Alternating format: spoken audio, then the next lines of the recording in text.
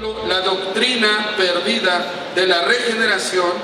La palabra doctrina es enseñanza para instruir a alguna persona. Se le enseña para ser instruido, para ser formado. Y también la palabra doctrina es un conjunto de enseñanzas que se basan en un sistema de creencias. Y déjeme decirle algo, quiero que quede perfectamente bien claro, que nosotros podemos declarar, pero sobre todo lo importante es que podamos practicar, que nosotros como hijos de Dios nacidos de nuevo en casa de misericordia, creemos que esto, que es la Biblia, la palabra de Dios, las Sagradas Escrituras, el canon bíblico, esto es la doctrina que Dios nos dejó. ¿Cuántos pueden decir que esto es lo que ustedes creen? Decir amén, es decir, es verdad, yo lo creo, lo acepto. Y esto no siempre ha sido de la manera en que lo estamos diciendo. Estaba yo reflexionando sobre este tema y me acordé de lo que pasó hace 501 años aproximadamente. En Europa se levantó un hombre llamado Martín Lutero, un monje, pero no fue el primero, ni fue el único. También se levantó uno llamado Juan Calvino. Son los más nombrados, pero no fueron los únicos que lo hicieron. 100 años antes hubo uno que se llamó Juan Savonarola, otro monje, todos ellos monjes que estudiaban la Escritura, pero que estaban inmersos dentro de una iglesia que tenía dominada la zona donde ellos estaban, la Iglesia Católica. Pero el Espíritu de Dios, escucha, les hizo nacer de nuevo. Y la Escritura dice en 2 Corintios 5:17, de modo que si alguno está en Cristo, nueva criatura es. Las cosas viejas pasaron, todas son hechas nuevas. Y ellos, desde el pupitre de monjes, empezaron a estudiar la Escritura de una manera diferente, porque ahora el Espíritu Santo los estaba guiando. Y hace ese tiempo, 500 y fracción de años, que se hizo la reforma conocida como la Reforma Protestante, hubo cambios a nivel político, a nivel social y a nivel económico en todo el mundo. Escuche, Dios dirigiendo el destino de la humanidad. Esto que empezaron a hacer ellos, y después de que este hombre Lutero pegó sus 95 tesis ahí en la puerta de la iglesia y dijo, esto es lo que yo veo en la palabra, que Dios nos está diciendo que debemos de vivir. Y eso trajo un movimiento social, un movimiento religioso, pero sobre todo un movimiento espiritual. Monjes nacidos de nuevo dentro de la Iglesia Católica estaban anunciando el Evangelio de gracia del reino de nuestro Señor Jesucristo. ¿Cuántos dan gloria a Dios por esto? Es tan importante nacer de nuevo porque haciendo esta reflexión nosotros vemos que a partir de ahí hubo países en Europa que adoptaron la reforma protestante de Lutero y de Calvino y de todos los demás. Países del norte de Europa, como Suecia, como Suiza, como Dinamarca, como Alemania. Mientras que otros países se mantuvieron fieles a su tradición, como España, como Francia, como Italia. Y han sido varios los personajes que han estudiado este fenómeno. Y una de las cosas que han descubierto es que hubo una marca o una impresión que repercutió en la política, en la vida social y en la situación económica de estos países. Y uno de los retratos más fieles lo tenemos aquí en América. Si usted empieza a ver desde Alaska hasta la Patagonia, se va a encontrar con dos bloques grandes de países. En el norte, Canadá y Estados Unidos, quienes tuvieron como herencia hombres que venían de la Reforma Protestante, irlandeses, ingleses, alemanes y de otras nacionalidades que les acabo de decir, pero sobre todo las primeras que mencioné. Y durante muchos años ellos se consideraron cristianos protestantes. ¿Está conmigo? Estoy haciendo un recuento histórico. Y de México para abajo, la influencia fue de España y de Portugal. Y lo que podemos tener ahí es que mientras allá arriba estaban los luteranos, los episcopales, los metodistas, estaban los cuáqueros, como grupos que compartían una fe cristiana, los anglicanos, los luteranos, acá en la parte de México y hacia el sur solamente estaba la Iglesia Católica. Y voy a resaltar solamente algunas cosas. Lo que dicen los estudiosos que no son creyentes es que se ha visto, en estos países que abrazaron la Reforma Protestante, que tomaron las Escrituras, porque una de las cosas de los 5 solas que tenían los calvinistas, una de ellas era solo Escritura. Mientras que la iglesia tradicional, la iglesia romana, tenía los dogmas que habían sacado los seres humanos, los hombres, y que los presentaban como si fuera doctrina de Dios. Pero los calvinistas, luteranos, los protestantes dijeron: no, solo la Escritura, solo la palabra. Y nosotros podemos ver cómo estos países que acabo de mencionar de la Reforma Protestante, del norte de Europa, Estados Unidos, Canadá, son países que económicamente prosperaron. La gente se caracteriza por ser puntual y trabajadora, responsable, que busca la excelencia. ¿Y de dónde sale todo eso? De la formación espiritual que se les dio a través de la Escritura. Hermanos, no sé si están de acuerdo conmigo, pero la palabra de Dios transforma. Tiene poder porque es la palabra de Dios. Hay una cosa que pasó en Inglaterra, gracias a unos hermanos de apellido Wesley, Juan y Carlos Wesley, que se convirtieron en unas personas muy metódicas para vivir la vida cristiana. Gracias a ello, los que los siguieron se llaman metodistas todavía, ellos fueron los fundadores de ese movimiento. Pero se dice históricamente que ellos, o ese movimiento espiritual, impidió que en Inglaterra se diera una revolución, con lo que conlleva una revolución todas las muertes. Cuenta que una revolución es una guerra civil, son personas del mismo pueblo que se matan. Pero en Francia no sucedió lo mismo. Y si volteamos acá hacia nuestra América, ¿cómo decimos? ¿A qué hora nos vemos? A las 10. A las 10, ¿no? Porque una cosa que caracteriza al latino es su impuntualidad, su falta de responsabilidad, su falta de honestidad. Estoy diciendo cosas feas, pero nosotros ya no somos así, ¿verdad? Ya no somos impuntuales, ya no somos deshonestos, somos muy trabajadores. No solamente trabajamos cuando nos ve el patrón, trabajamos todo el tiempo y de la mejor manera. Llegamos antes que todos y nos vamos después que todos. ¿Verdad que sí? Díganme que sí, porque me voy a desanimar. Ahora digan conmigo: Dios tiene poder. Y eso no hay ninguna duda. Lo importante es decir: Dios tiene poder sobre de mí. ¿Lo puede decir? Dios tiene poder sobre de mí.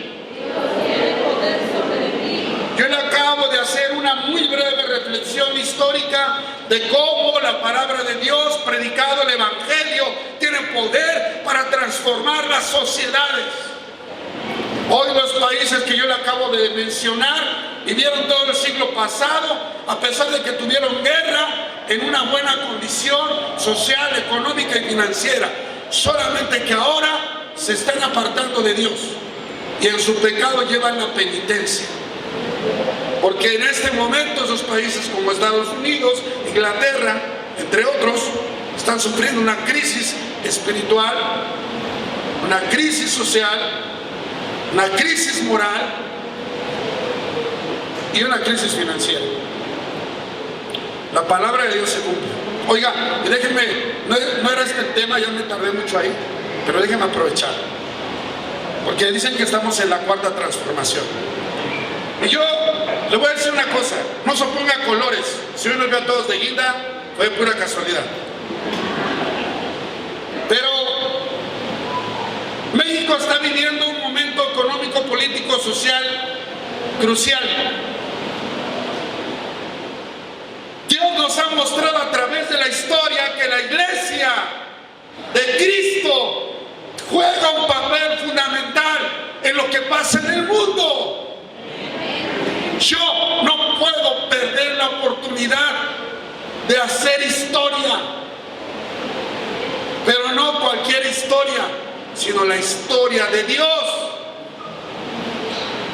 Miren, en el mundo, gobiernos van, gobiernos vienen, doctrinas políticas van y vienen, marxismo, leninismo, socialismo, maoísmo, democracia, imperialismo.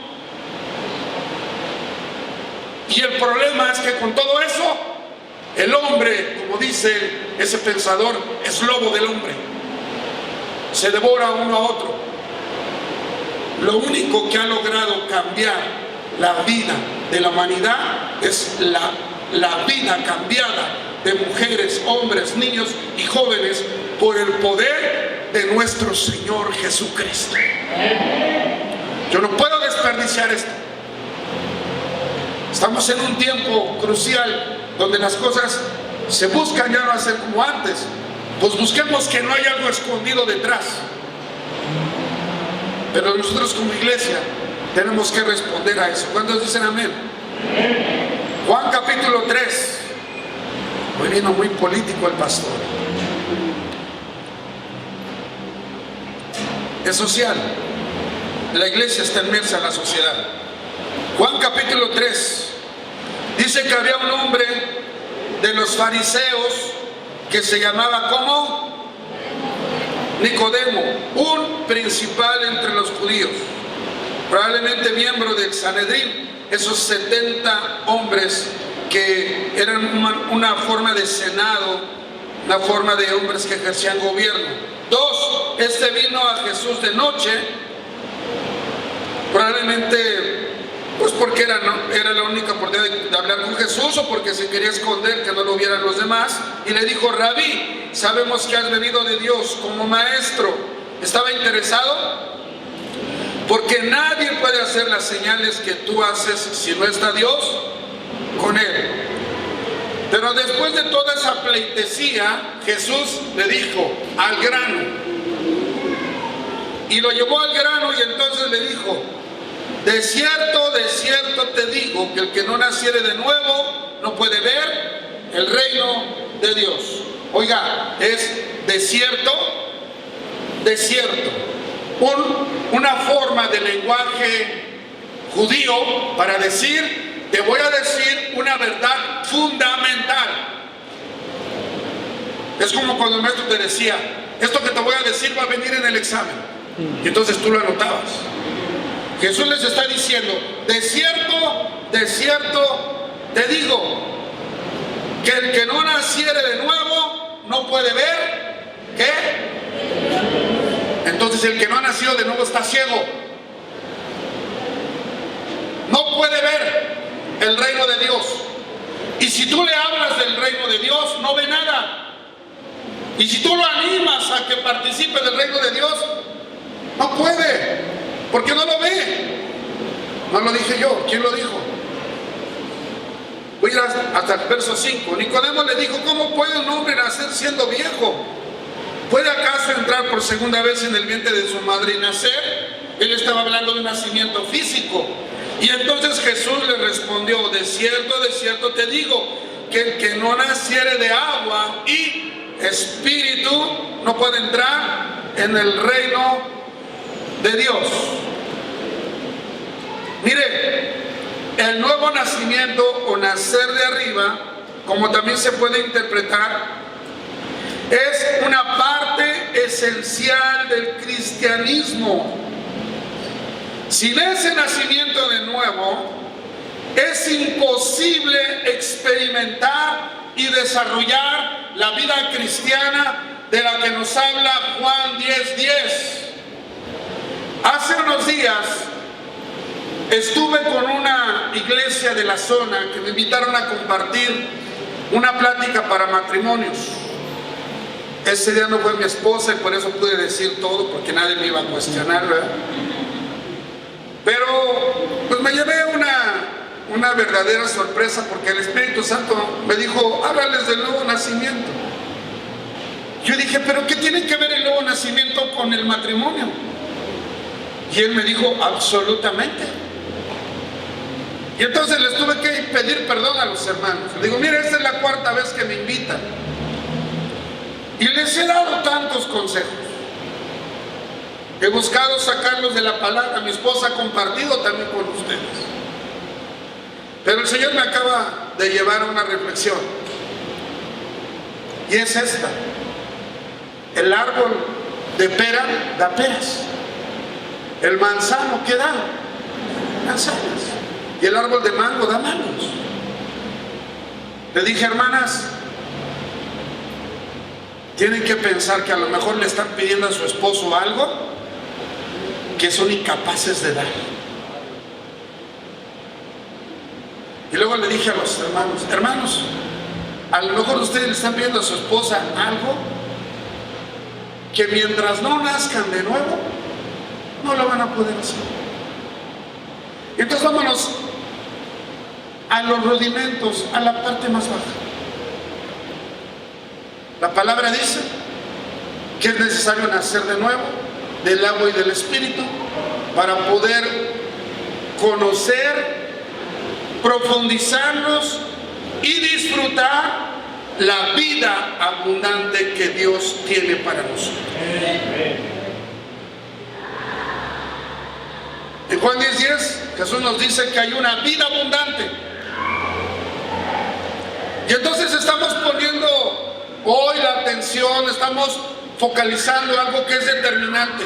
Hermana, papá, mamá, tu hijo es muy probable que haya estado en la iglesia desde párvulo, desde los 3 o 4 años. Es muy probable que en este momento, a sus 15, a sus 18, a sus 20, a pesar de que estuvo ahí y a pesar de que lo traes a la iglesia, no ha nacido de nuevo. Y por eso tú le puedes pedir el cielo y las estrellas y no te cumple.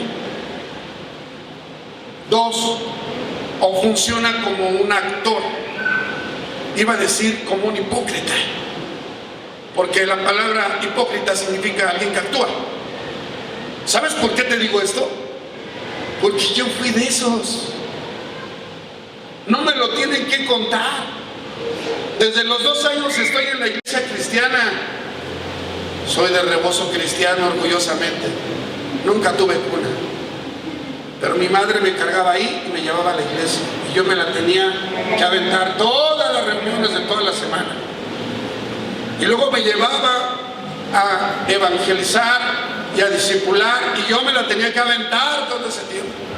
Estuve en los párvulos, en los principiantes, en los intermedios, con los jóvenes, y yo era un actor, porque yo me portaba con mi mamá y con mi papá como ellos querían que yo me portara.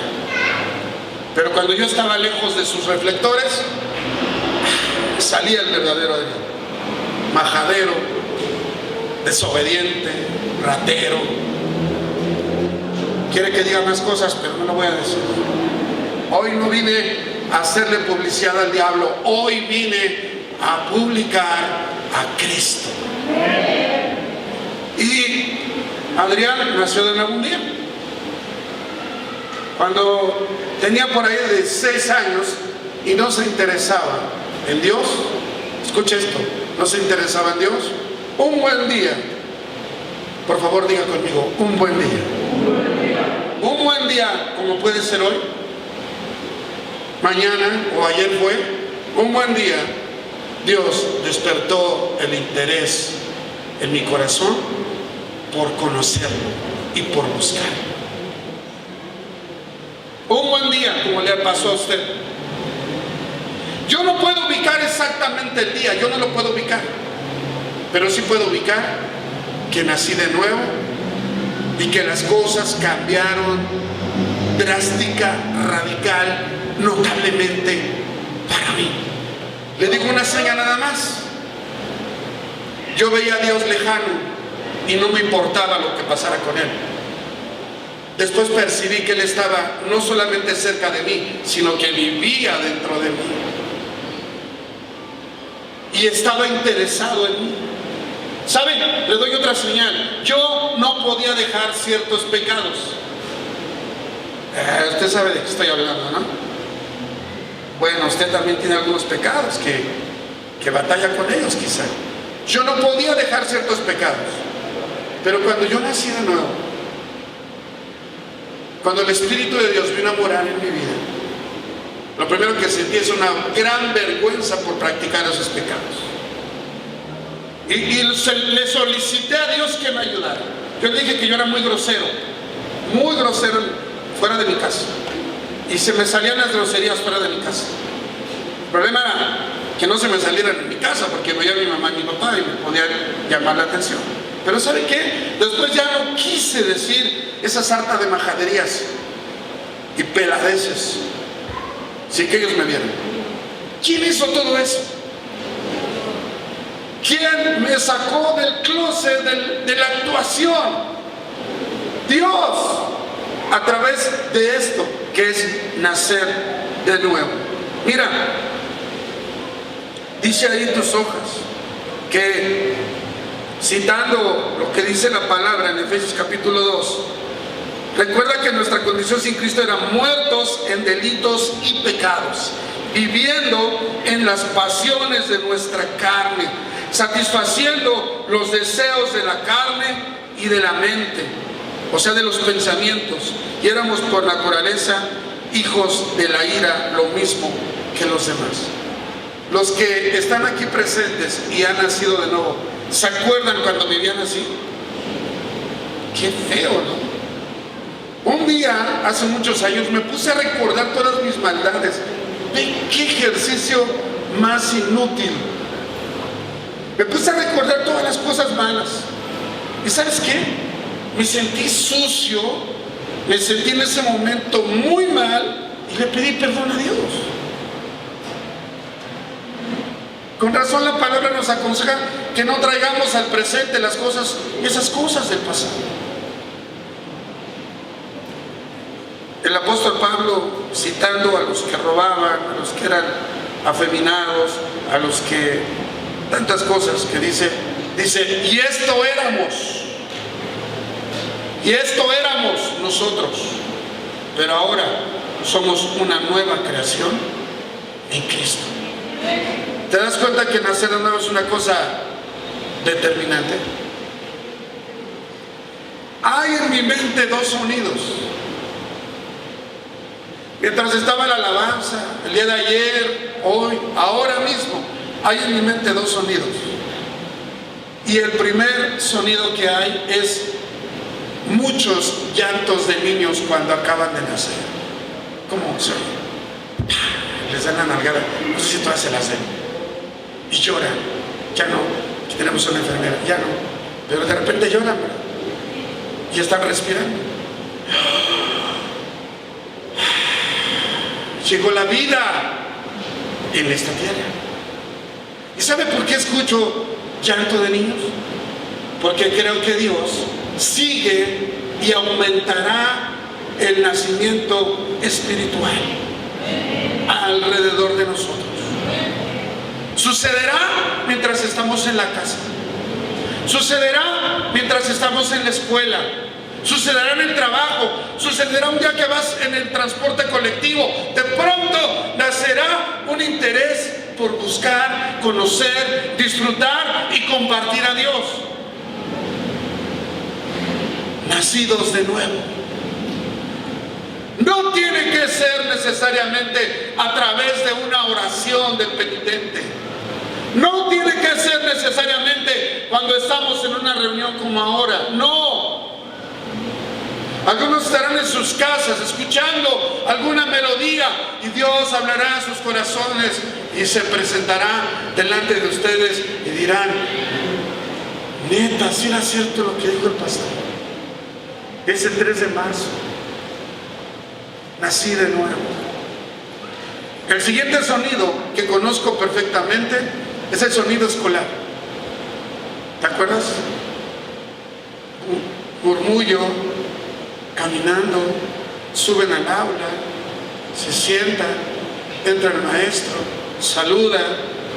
Bueno, antes pasaba que se callaban los alumnos, hoy tarda más, hay que hacer muchas técnicas para hacer que guarden silencio y que uno hable y otro escuche.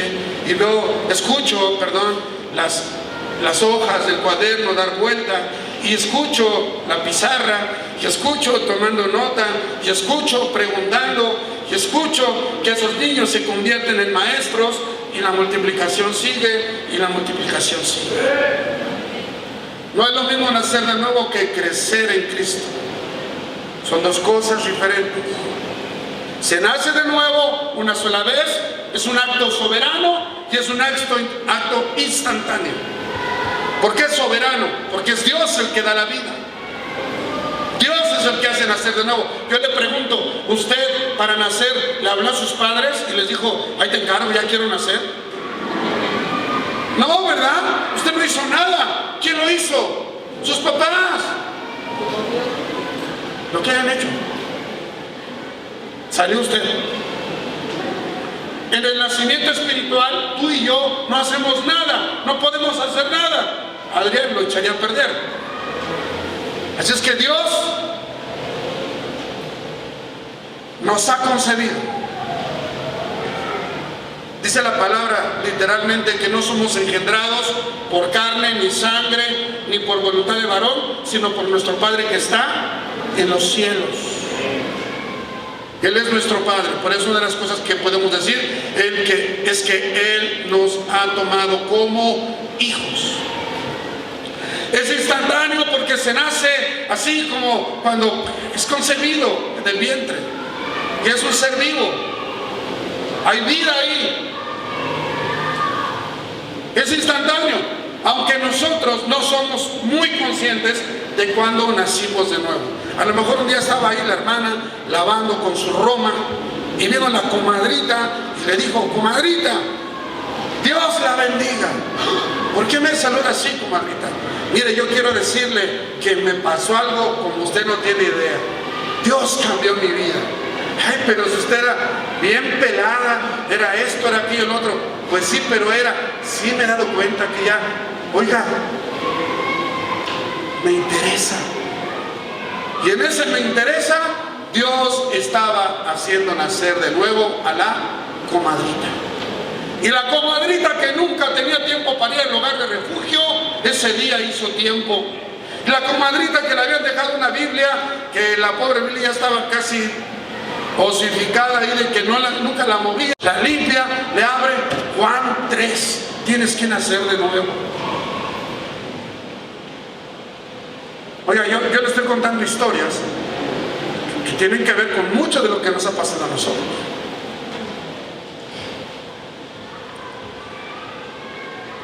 Lo animo a que escuche esos sonidos.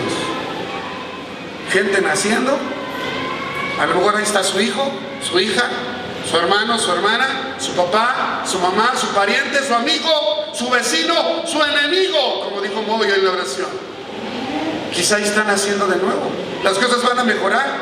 Tiene que subir ese volumen en México, pero no solamente para que nazcan, sino para que crezcan y se desarrollen en la vida cristiana como Dios manda. Por eso también escucho sonidos de cuadernos, gente que sube y que baja, timbres que suenan, cambio de maestros, porque la gente se está preparando. Oh, tendremos que decir: ya no hay cupo en esta academia. Hoy les estamos diciendo: porfa, ¿no quieres inscribirte en la academia? ¿No quieres terminar tu nivel básico para que pases al avanzado? Sueño con esos tiempos en donde tengamos que decir: Déjenos ver si podemos abrir un grupo más. Déjenos ver si hay otro hogar de refugio. Déjenos ver. Yo creo que sí, porque Dios está levantando.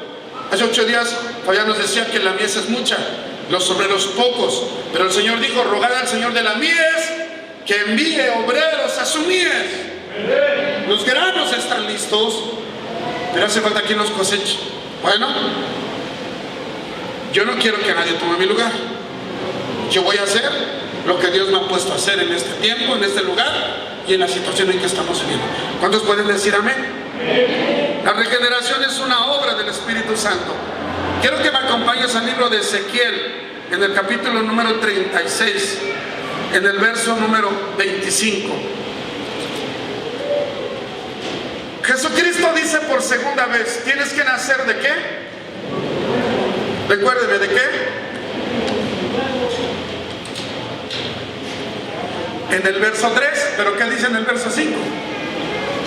Tienes que nacer de el agua y del Espíritu, ¿ok?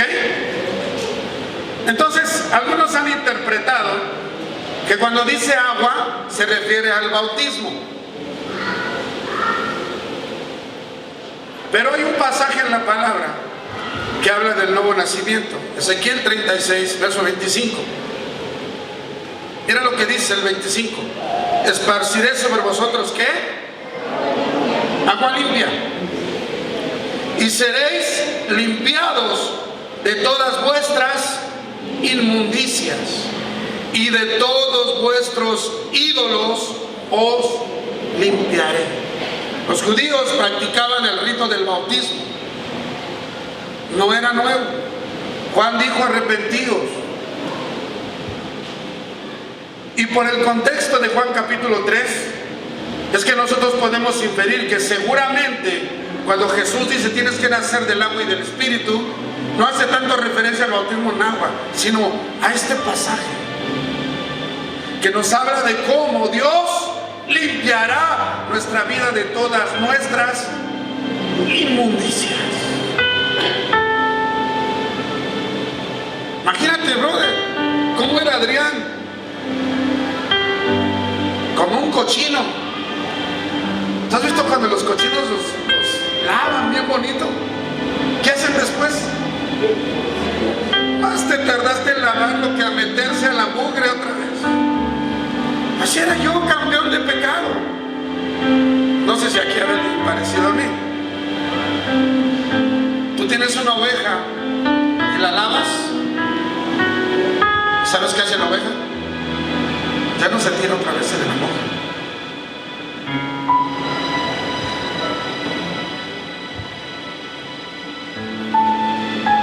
26.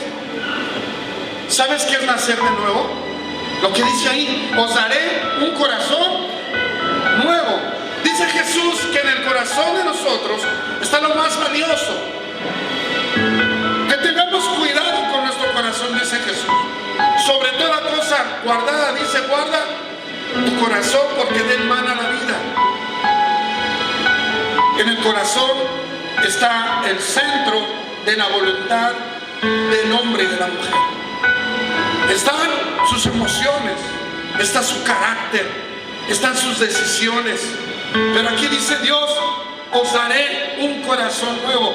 O dice que nosotros lo vamos a adquirir, que lo vamos a formar nosotros el corazón nuevo.